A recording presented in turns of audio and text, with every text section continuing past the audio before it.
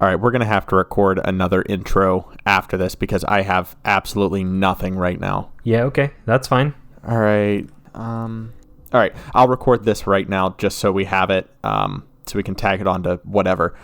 Welcome to STEEPCAST, episode 47. The snowboard's been waxed and the chocolate is hot. STEEPCAST reporting with you live from the top of Mount Blanc. Snow missed me, making you miss me. Cause I'm hucking it up 12, I'll throw it into a misty. The 6 Riders Republic developers blog has been posted, so we have a video up on our channel discussing everything that they covered, and we'll be talking about our thoughts about it later on in this episode. And finally, yeah, I know it's only the second piece of news, but that's the end of the pile for this week.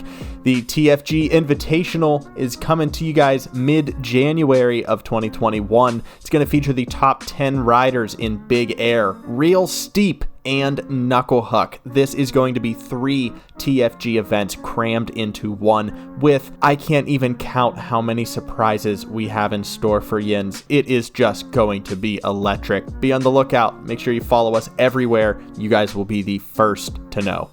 And that's going to do it for news this week, which means it is time for you guys to sit back, relax. Make sure you're playing STEEPCAST through your parents' Bluetooth speaker that is downstairs in the kitchen right now. Crank that thing up to full volume because it's time for the Reddit Roundup!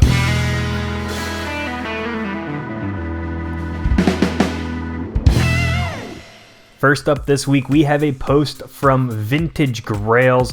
He has no idea how he landed this trick, so let's see.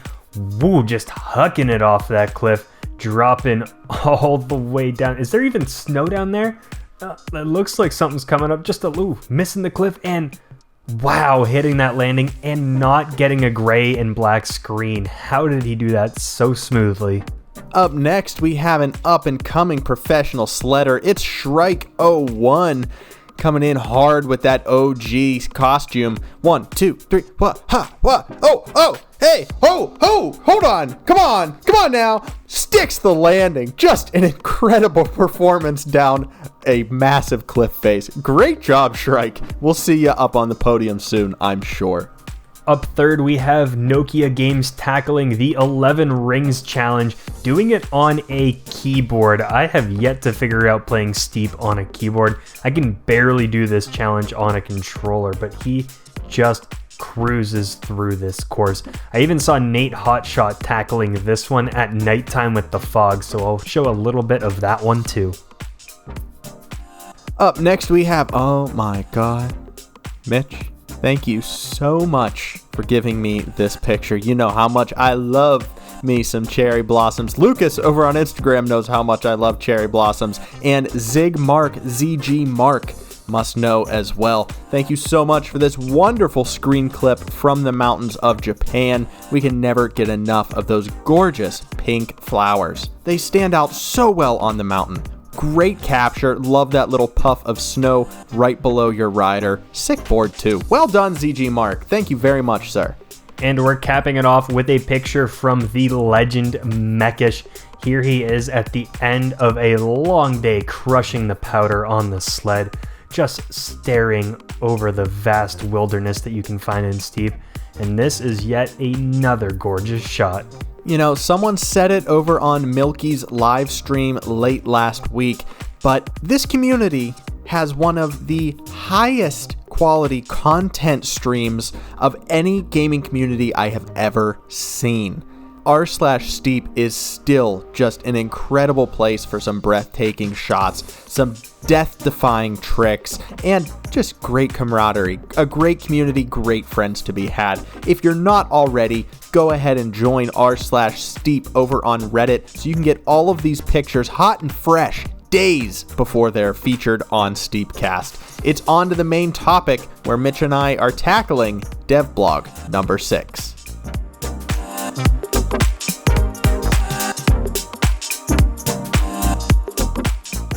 Before we say anything, go head over to the channel and check out Mitch's Riders Republic Developers Blog Update. This one is number 6. That video is already up on the channel, already doing well with the Riders community. So go ahead, check that one out. You can also head to Ubisoft.com on the Riders Republic page and read it for yourself while we discuss. Mitch, what are your thoughts on this one? Well, my first thought was it was a little bit shorter than some of the other ones we saw before. I saw that it was about the next-gen upgrades, and I almost thought that was kind of the tag at the end of whatever this dev blog was, or it was the beginning of it, and then I saw that was it. But there are a few hidden gems in there, like little things that we could maybe pick apart. I mean, it's not the most exciting one. It's not about the freestyle trick system or how they designed the map, but there's a couple things in there. Yeah, so the most important, the meat of this entire developer's blog is the fact that both next-gen consoles, and this comes to no surprise to any of us, that a next-gen game is going to be playing on a next-gen console at next-gen resolution.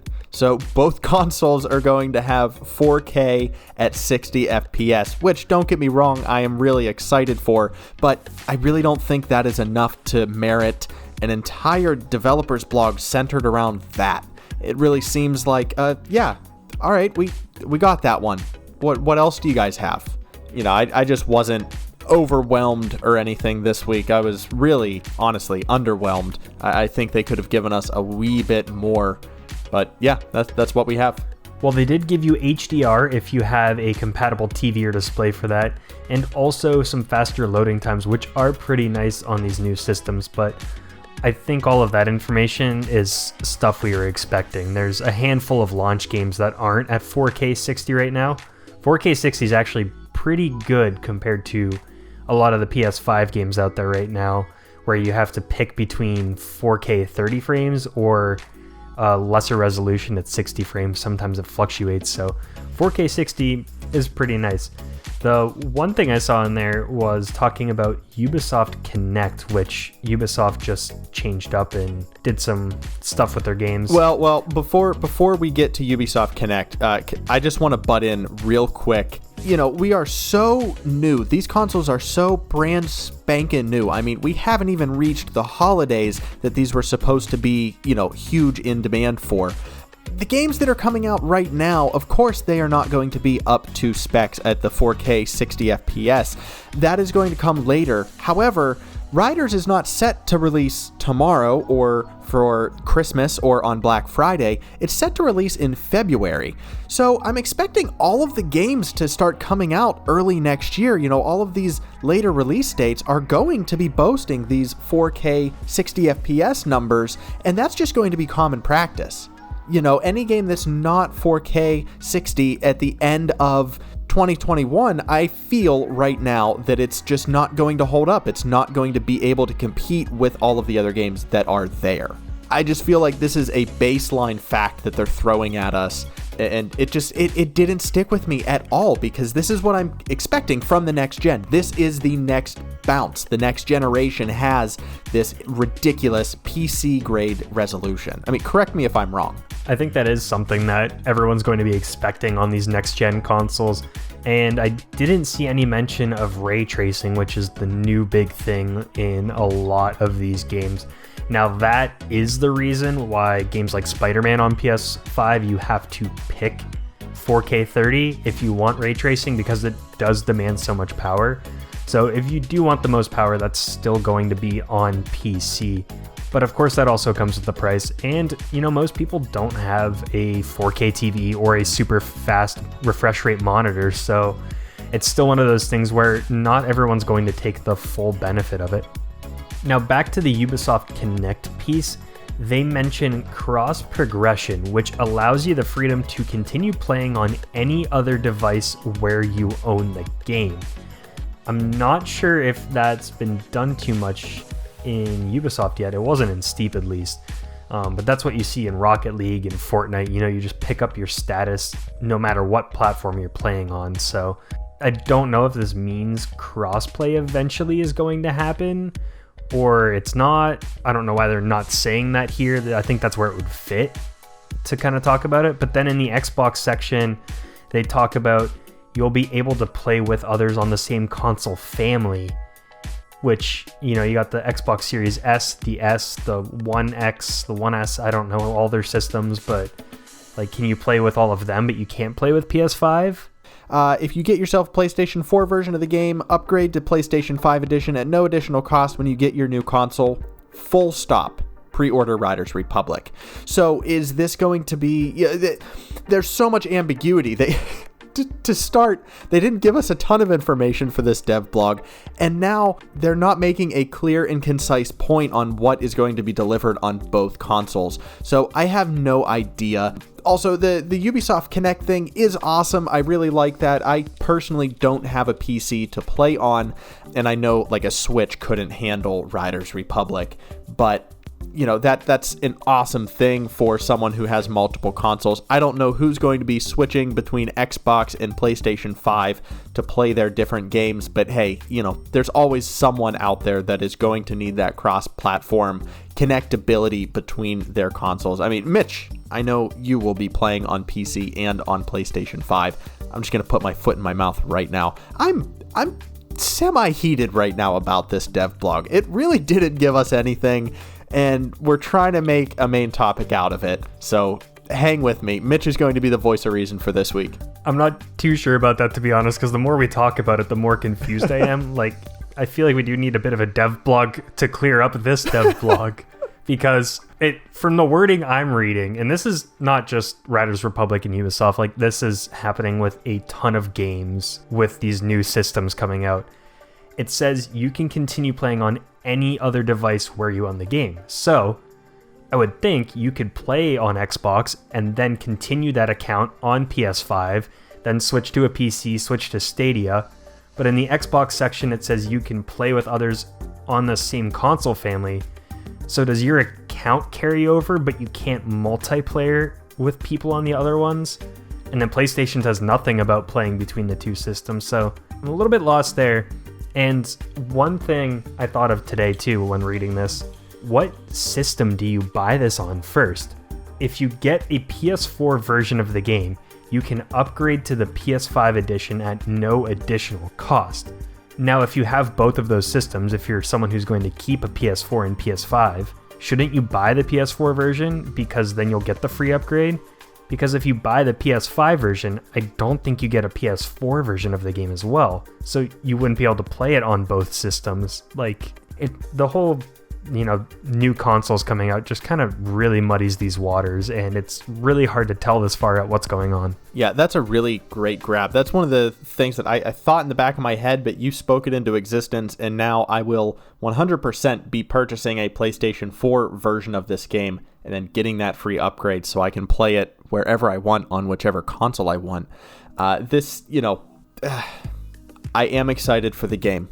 Mitch and I are both very excited for the game. However, when we are in this weird gray area in between and I don't even want to say the fall of Steep, because that's not what it is. The game is not dying, it's not going away, but no new content is being promoted in Steep. It is clearly all hands are on deck for Riders Republic. So we're sitting here waiting. We have the old game on one hand, which we love and we're all enjoying, but we know that there's something bright in the future. If you're going to hold out dev blogs every 2 weeks, please give us something that is going to keep us engaged in wanting to come back and read the next dev blog. This one was really confusing to two writers who have been in from the ground level, who have a pretty good grasp on what Ubisoft is trying to accomplish here with this game, but yet this one is really throwing us for a loop. I just don't think that this warranted a 2-week build-up. We sat here, we waited, we all planned, we're ready for those Monday drops, and then they give us this. That's just talking about the resolutions and confusing us on who we can play with when. So, like you said earlier, I would love to see them come back next well, in 2 weeks rather, and give us some more clarification on what they meant here. Who can you play with when you have the Xbox version? Can you buy the PlayStation 5 and access it on your PlayStation 4, or is that going to be barred? You know, you said that you can play it on cross on all of your different systems, so you should be able to play it and access the game on everything, but we know that's not how the Sony store works. This one is just, I can't talk on it anymore because there's really nothing else to talk about. I'm kind of confused. It just feels like this dev blog didn't hit its mark this time around. And I just think people are getting really excited about these dev blogs, which is a great thing. Everyone's so hungry for information in this game that they just want to know everything about it. They want to know all about the bikes, all about the freestyle stuff, the stuff that we kind of got. They want to know about a photo mode, a cinematic mode, the director mode, everything that's going to be in the game. I don't think people are too concerned about the specs. They probably know what system they're going to play on at this point, so they're not quite looking for that information. But we will continue to cover the dev blogs every 2 weeks when they're released. We of course do the video every Monday when the news first comes out, where we just read the straight facts for you so you can hear what they talk about in the dev blog. And then, of course, if you want our personal opinions, our thoughts on it, how we're feeling, then we're going to continue to talk about that during STEEPCAST. Yeah, we are really trying to be the #1 news source for everything surrounding Riders Republic, right next to the developers themselves. But, you know, we need somewhere to release our true feelings. So, you know, of course, we're going to be as neutral as possible in those dev blog releases, but this is where you're getting all the tea. You're seeing it right here, week 6. And I know most of our feelings right now just come from not seeing the adaptive triggers and the haptic feedback in the PS5 section.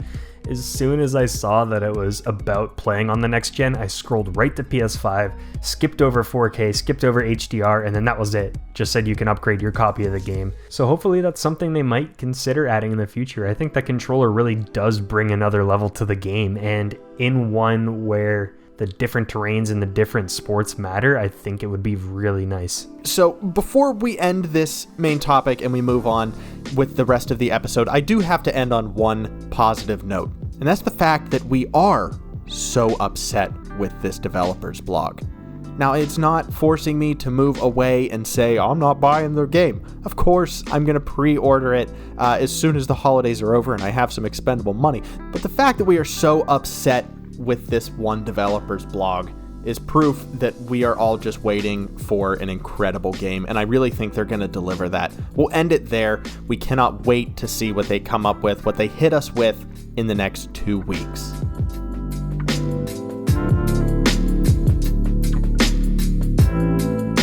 All right, this week's weekly challenge was shadows. We asked for your pictures or videos featuring some shadow work in the game. Take the focus off of your rider and focus on the friend that's riding right next to you at all times.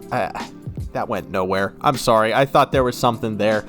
We have pictures from Steepest Legend, Kerr, and Flair. And Mitch, we're doing a lightning round this week because they gave us a hefty amount of pictures here. So we are going to try and keep this as short and sweet as possible. I'm failing right now. Mitch, take it away. The first one we got was from Steepest Legend, who suggested this idea, and he has Peter Pan's shadow.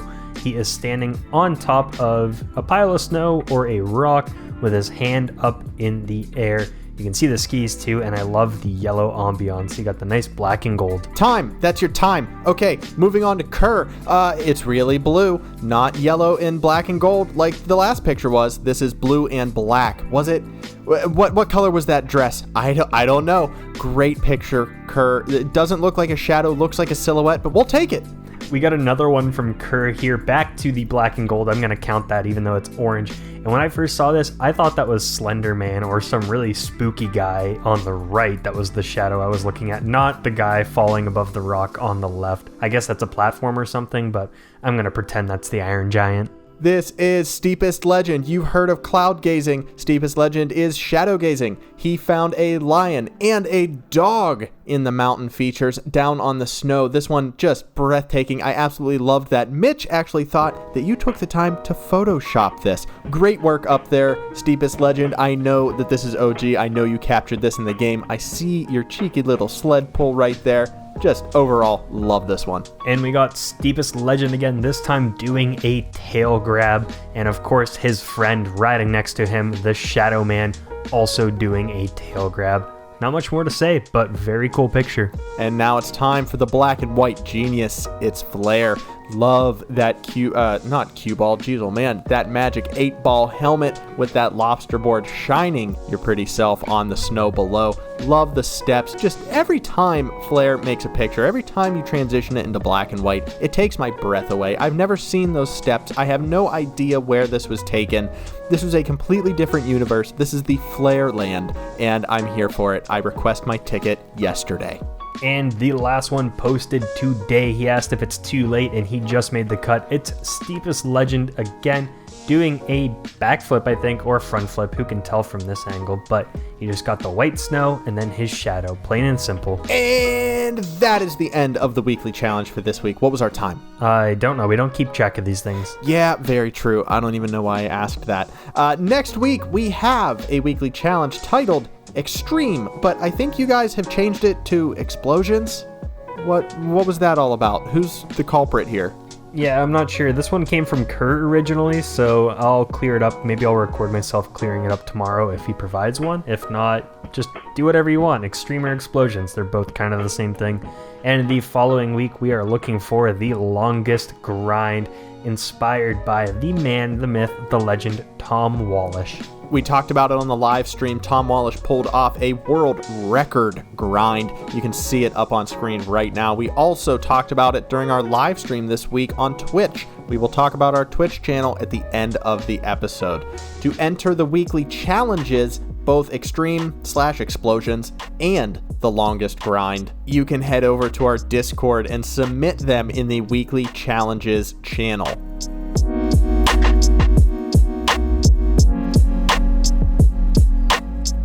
The first question this week came from Kerr, and he asked, what is the best browser flash game you ever played? His was the Fancy Pants Adventure series.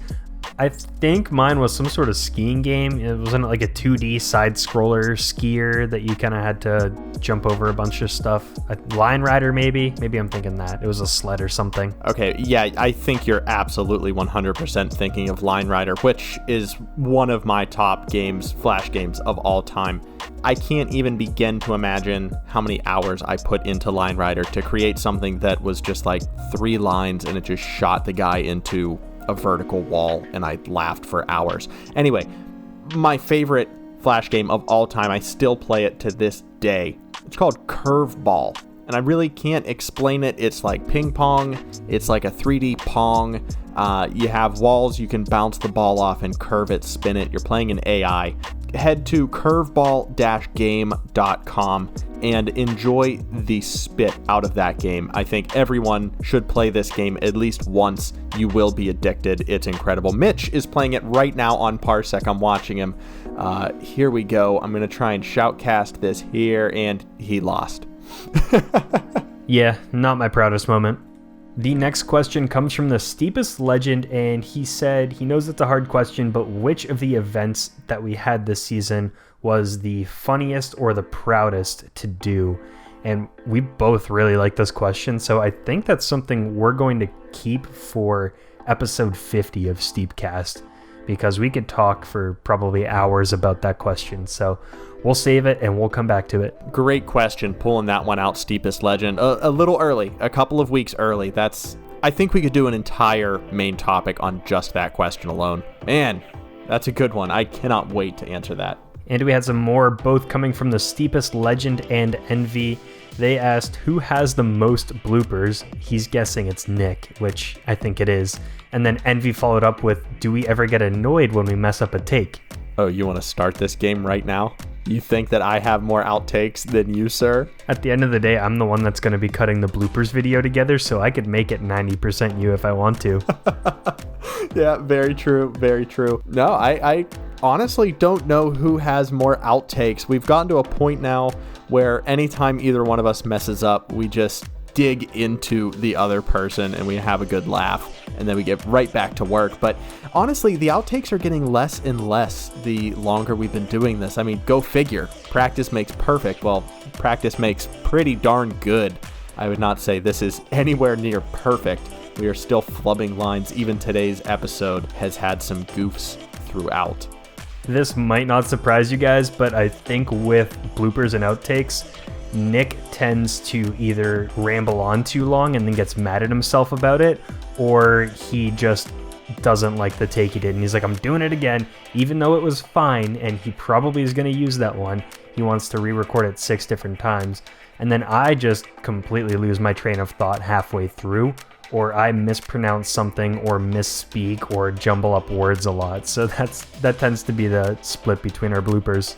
Yeah, that happened today during the main topic when I was getting all heavy and heated about the dev blog, and I went on this tiny little tangent, and Mitch was like, no, keep it. And I'm sitting there like, oh, that was trash. I'm taking it apart. I'm doing it again. Mitch is sitting here for 10 minutes. Bless his heart. He's just listening to me doing take after take after take. I can hear him breathing into the microphone over there, ready to just smack me upside the head. But yeah. Most of the time it's me rambling. I'm doing it right now, so I'm going to stop. And yes, we both get a little bit annoyed when we mess up a take, especially if we've tried it 4 or 5 times, then we're just finally going to have to get this one. You are the king of mispronunciations. That's the funniest thing. That's the funniest blooper that we could pull from your audio clips, are just saying something goofy, and you just keep trucking on like you have no idea what you just said.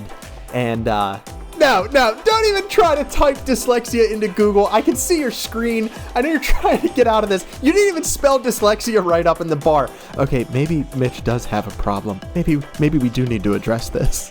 Anyway, we digress. Yeah, we have a ton of outtakes, but we have a ton of fun doing this. And honestly, the outtakes are 80% of what keeps me going during some of these videos, just listening into each other and digging into those tiny little imperfections that both of us come up with. We're both human.